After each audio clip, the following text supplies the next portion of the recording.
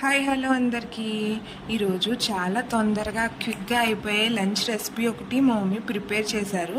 అది మీతో షేర్ చేసుకుందామని మీకు కూడా చూపించేస్తున్నాను.